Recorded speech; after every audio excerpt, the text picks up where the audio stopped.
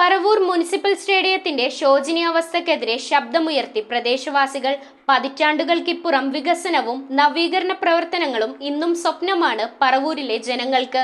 Rest room സൗകര്യം പോലുമില്ലാത്ത സ്റ്റേഡിയത്തിന് തണലായി നിൽക്കുന്ന കൂറ്റൻ മരങ്ങൾ മുറിച്ചു മാറ്റുന്നതിനെതിരെ കുട്ടികളും രംഗത്തെത്തി. കുട്ടികളും മുതിർന്നവരും ഉൾപ്പെടെ ഒരു കൂട്ടം കായിക പ്രേമികളാണ് പറവൂർ മുനിസിപ്പൽ സ്റ്റേഡിയത്തിന്റെ വികസന മെല്ലെപ്പോക്കിനെതിരെ സംസാരിച്ചത്. 20 വർഷമായി കാണുന്ന സ്റ്റേഡിയത്തിന് ഇന്നും ഒരു മാറ്റവുമില്ല. അടിസ്ഥാന സൗകര്യങ്ങളായ കുടിവെള്ളം, ശുചിമുറി, റെസ്റ്റ് റൂം എന്നിവയ്ക്ക് തൊട്ടടുത്ത വീടിനെയോ സ്ഥാപനത്തിനെയോ ആശ്രയിക്കേണ്ട അവസ്ഥയാണ് കുട്ടികൾക്ക് നിലവിലെന്ന് പ്രദേശവാസികൾ പറയുന്നു. ഇവിടെ 7-8 ക്ലബ്ബുകളുണ്ട്. ഈ 8 ക്ലബ്ബുകൾ വിളിച്ചിട്ട് ഒരു കമ്മിറ്റി എന്തെങ്കിലും വിളിച്ച് കൂട്ടിയിട്ട് അതിനോട് തീരുമാനം എടുക്കായിരുന്നു.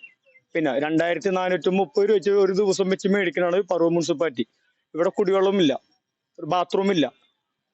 ഈ 2430 രൂപ വെച്ച് മേടിച്ചിട്ട് ഇവിടുത്തെ പ്ലേയേഴ്സിന് എന്തെങ്കിലും ഗുണമുണ്ടോ? ആകെയുള്ള ഗുണമെന്ന് വെച്ച് കഴിഞ്ഞാൽ മുനിസിപ്പാലിറ്റിക്കാണ്. ഈ 2430 രൂപ വെച്ച് മേടിച്ചിട്ട് ഇവിടുത്തെ പ്ലേയേഴ്സിന് എന്താണ് ഇവർ ചെയ്യണത്? ഗ്രൗണ്ടിൽ നവീകരണമുണ്ടോ? ഇല്ല. ഇപ്പൊ സജീവ് നമ്പീത്ത് പറയുന്നത് വെച്ചാൽ ഇപ്പൊ ഇവിടെ ചെയ്യാൻ പോണെന്ന് വെച്ചാൽ ഗ്രൗണ്ട് നവീകരണത്തിന് വേണ്ടിയിട്ടാണ് മരം മുറിക്കൽ എന്ന് പറയുന്നത്. അപ്പൊ ഞാൻ പറഞ്ഞ ആദ്യം ഗ്രൗണ്ട് നവീകരിക്കും, അത് കഴിഞ്ഞിട്ട് മരം വെട്ടാന്ന് പറഞ്ഞു. ഗ്രൗണ്ട് നവീകരണത്തിന്റെ ഭാഗമായുള്ള ഗ്യാലറി വികസനവും കീഴ്പോട്ട് തന്നെ. എന്നാൽ ഗ്രൗണ്ടിലെത്തുന്ന കായിക പ്രേമികൾക്കുള്ള ഏക ആശ്വാസം ഗ്രൗണ്ടിന് സമീപമുള്ള കൂറ്റൻ വൃക്ഷങ്ങളാണ്. യാതൊരു അടിസ്ഥാന ആവശ്യവുമില്ലാതെ മരം മുറിച്ചു നീക്കൽ നടപടി ആരംഭിച്ചപ്പോഴാണ് പ്രതിഷേധവുമായി പ്രദേശവാസികൾ രംഗത്തിറങ്ങിയത്. എന്താണ് അവരുടെ പ്ലാൻ എന്ന് വെച്ചിട്ടുണ്ടെങ്കിൽ ഈ മരം ആക്ച്വലി ഇതിന് നമ്മുടെ ഗ്രൗണ്ടിൽ തടസ്സമല്ല. ഗ്രൗണ്ടിന്റെ എല്ലാ കോർണേഴ്സിലാണ് ഈ മരങ്ങൾ നിൽക്കുന്നത്. അതാണ് ആക്ച്വലി നമുക്ക് ഇപ്പൊ തരുന്നൊരു തണല്.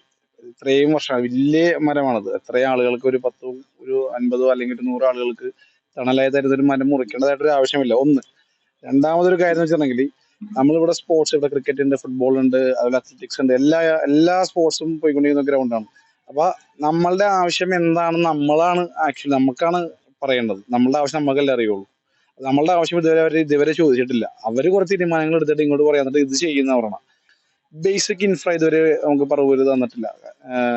എക്സാമ്പിൾ പറയുകയാണെങ്കിൽ ടോയ്ലറ്റ് ഇല്ല. ഇവിടെ പെൺകുട്ടികൾ, കേരളത്തിന് വേണ്ടി കളിക്കുന്ന ഒരു പെൺകുട്ടി നമ്മുടെ പറവൂരിനാണ് വരുന്നത്. ആ കുട്ടിക്ക് ഒരു ടോയ്ലറ്റ് ഫെസിലിറ്റി ഒരുക്കാൻ പറ്റുന്നില്ലെങ്കിൽ പിന്നെ എന്ത് ഇൻഫ്രയാണ് എന്ത് ഭരണമാണ് നമ്മൾ ചെയ്തുകൊണ്ടിരിക്കുന്നത്? ചെറിയ കുട്ടികൾ മുതൽ മുതിർന്നവർ വരെ ഒറ്റക്കെട്ടായി നിന്നാണ് മരത്തിന് വേണ്ടി സംസാരിച്ചത്. ഈ ഗ്രൗണ്ടിൽ ഇപ്പൊ എനിക്ക് 15 വയസ്സായി. 7 കൊല്ലമായിട്ട് ഇവിടെ വന്നിട്ടുണ്ട്. ഒരു മാറ്റവും പറഞ്ഞാൽ ഒന്നും വന്നില്ല. ആകെ ഉണ്ടായ ഒരു ഗാലറിയാണ്, അതും പൊളിച്ചളഞ്ഞു. ഉള്ള തണലും പോയി. ഇതിന്റെ പ്രശ്നം എന്ന് പറഞ്ഞാൽ ഞങ്ങൾക്ക് ഇനി തണലില്ല, പിന്നെ ഇവിടെ ഒരു ബാത്റൂം ഇല്ല, പിന്നെ ഇവിടെ കുടിവെള്ളമില്ല. പൈപ്പിൽ നിന്നൊക്കെ പോയി എടുക്കണ്ട്. ഇവിടെ സത്യം പറഞ്ഞ ഗ്രൗണ്ട് അവര് ഒരു ഇംപ്രൂവ്മെന്റിന് വേണ്ടി ഒന്നും ചെയ്തിട്ടില്ല. News bureau, Paravur. ആദ്യ കാഴ്ചയിൽ നിങ്ങളുടെ മനസ്സിൽ പതിയുന്ന ലൈറ്റ് വെയ്റ്റ് സ്വർണ്ണാഭരണങ്ങളുടെ വൈവിധ്യമാർന്ന കളക്ഷൻസ്. 250 മില്ലി മുതലുള്ള കുട്ടിവളകൾ, 1.5 ഗ്രാമിൽ തുടങ്ങുന്ന മാലകൾ, 2 ഗ്രാം മുതലുള്ള വലിയ വളകൾ. Aleena golden diamonds,